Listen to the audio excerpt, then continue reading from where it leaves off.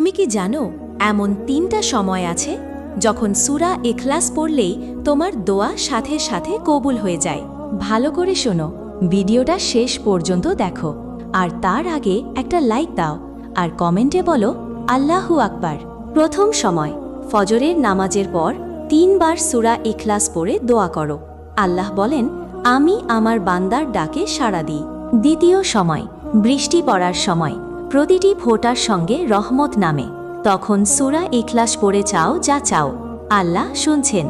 তৃতীয় সময়, তাহাজ্জুদের রাতে, যখন সবাই ঘুমিয়ে, তখন তুমি আল্লাহর সামনে কাঁদো, সূরা ইখলাস পড়ে দোয়া করো, দেখবে দরজাগুলো নিজে থেকেই খুলে যাবে ইনশাআল্লাহ। এই 3 সময়ে সূরা ইখলাস পড়ে দোয়া করো, তুমি অবাক হবে কত দ্রুত আল্লাহ তোমার ডাকে সাড়া দেন। ভুলে যেও না, শেয়ার করো যাতে অন্যের দোয়াও কবুল হয় ইনশাআল্লাহ।